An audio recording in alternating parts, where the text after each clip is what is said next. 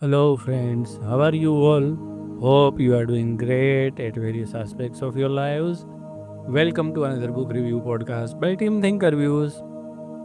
We love exploring books from various genres, and well paced thrillers have a special place in our hearts. Well, when they are embedded with sci fi elements or when they get technically advanced, we love them even more.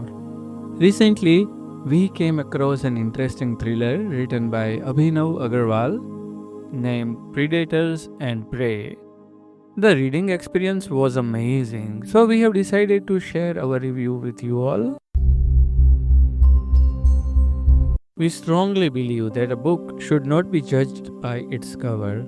At the same time, we acknowledge the influence of the book cover in a remarkable number of purchase and or read decisions, and that's why we talk about it. The reason is pretty simple. When we have a large number of books displayed on the shelves, could be digital or physical, whatever, we would be attracted to the one which looks more appealing. Of course, then we may check its review, rating, blurb, and other stuff before making a decision to buy or borrow it. But if the book fails to attract us, the chances of happening all this are pretty low. As you can see on the podcast cover, the cover page of this book is quite attractive. You see an SUV is coming out of somewhere. In the background, you see some blasts happening, silhouette of a person who could be a protagonist or the savior of the protagonist. The saffron and red tones used for the book title and white color used for the author name goes in sync with the cover design.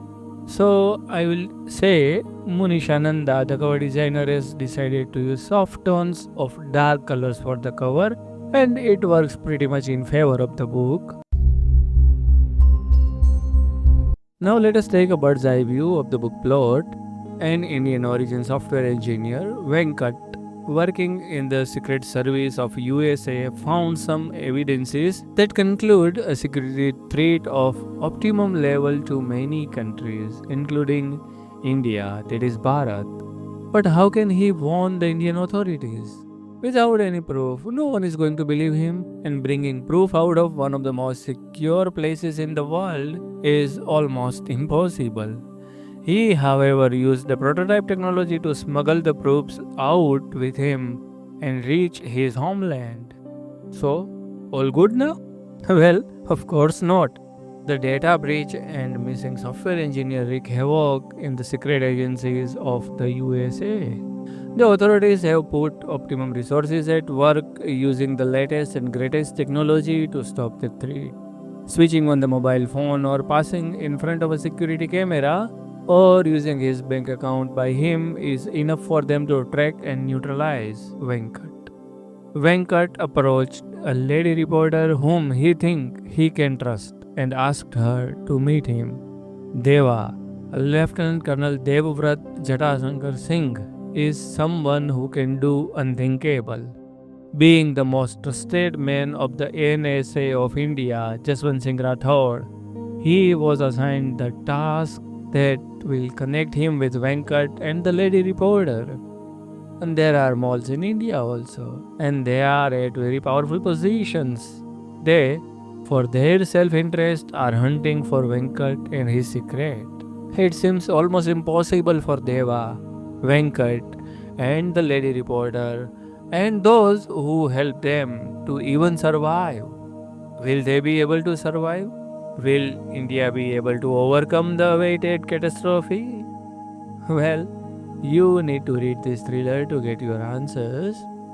And over the course, you will meet with Venkat, Miss Riya Kaul, Deva, or Lieutenant Colonel Devvrat Jatasankar Singh, aka Shaitan, ex Special Forces from 31 Rashtriya Rifles, Jaswant Singh Rathod, aka Hathoda, Hammer, Neeraj Kumar Mishra, head of NRMF, New Raisina Media Foundation, Wasim, Abha, Brigadier Dheeraj Saxena, Vanja, Supradeep, Hemang Kumar Raghuvanshi, SSP, Brigadier Kamal Tyagi, Brigadier S.K. Ponappa, Major Rahul Kaul, Praveen Bhatia, Mukesh, Afroz, Saravanan T, Sonali Tyagi, Ambi Kumar, Nitin Khandelwal, Chunilal, Aruna Nair, founder and CEO of Quantum Leap, Akhtar Rana, General Marcus Alexander Ambender, Director of the National Security Agency, USA,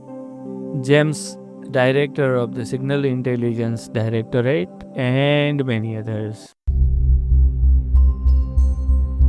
Now, our thoughts about the book. See, it is a nicely written, gripping thriller. Though the large part of the story is set up in India, it is an international thriller, and in terms of quality, also, it stands tall in front of any international bestseller in the same genre. If you like thrillers by Dan Brown, James Patterson, Jeffrey Archer, and others, you will find this book quite interesting. The author develops each character with proper care. They grow steadily and eventually becomes what the author wanted them to be. Usually, jingoism and too much heroic stuff take over in such tales, and sometimes the thing gets a little unrealistic. In this book, the author took care of that. Even the NSA or his best confidante get low moments. That makes the character human and not weak. The author understands it quite well. Here are some lines from the book in the same regards. Neeraj had managed to stay one step ahead of him. JSR shook his head, annoyed with himself. He had dithered and delayed, indecisive. Lutyens and its bungalows had made him soft. He was like a boxer sent to the ring with both hands tied behind his back. The book has well described scenes. While the author keeps using simple language throughout the book, he also shows some interesting word plays where needed. For example, naked, low voltage bulbs hung from fraying, sheath wires in some places, while tube lights in some other hung lifelessly. Bulbs struggle vainly to illuminate the ground with their feeble yellow light. The author knows the art of conveying the message with a few words. For example, it would be a short flight in what had been a long night. Lies people have no problem embracing. It is the truth that they fear. Instinct trumped intellect. No first offer was ever accepted. The first rule of negotiations. Assumptions were the mother of screw ups. Those with money need power to retain their money. How is he involved in all this? Deeply, like a pig in mud. The book also embeds some tactics, life lessons, etc. we can learn from and use it in our daily life. A good bluff always required a confident display of confidence and bravado. It is a question of when, not if. I believe he is genuine, Ria answered. Belief is good enough in a temple, Ria, but in a newsroom, we go by facts. Neeraj pressed on. If you believe he would know, then why tell him, sir? The Kumble model was same, first a gentle off break and then the flipper. In order to show the abilities of a character, the author uses right words like words where his dal roti, histrionics, the achar. Most people called him sir to his face. A few unfortunate ones had learned the hard way what his nickname Hathoda, hammer, meant. The nation knew JSR as India's National Security Advisor. It was a pro forma exercise given it was JASR, but security protocol had to be seen to be followed diligently given the visitor was JASR. The relationship between the NSA and Deva is elaborated at many places in the book. The trust had been built through an impeccable record of quiet competence. JSR had a way of landing Deva in impossible situations. This is too difficult, sir. You can get difficult in Chandni Chowk with a plate of jalebis, Deva. Do I look like halwai to you? What I have given you is impossible, Deva. Yeah, and I am Agent Hunt. Deva's thought process is elaborated at many places in the book. Confusion was a luxury only civilians could afford, and lethargy was an elixir granted only to bureaucrats. Deva was neither. He was a soldier, and to him, confusion meant indecision, indecision, delay, and delay, death. I thought you could go without food for 10 hours, Venkat said. I can. That doesn't mean I should. A soldier should eat when he can, where he can, because he doesn't know when and where the next meal may come. And gur, jaggery, to these grams, and soldier can march on it from Ludhiana to Lahore. Do you think anyone suspects we are here? Venkat asked. Maybe. Human eyes are finite, digital eyes and ears are not. A sound, a face, a picture is all they need. Dr. Amin lives alone, which means three people landing at his house will be noticed and remembered by at least some people. My blood is too precious to boil at the importance of our leaders. I pick the battles worth fighting for, and where I know I can win. Deva, and so should you. The author also mentions how the use or say overuse of mobile has impacted our lives.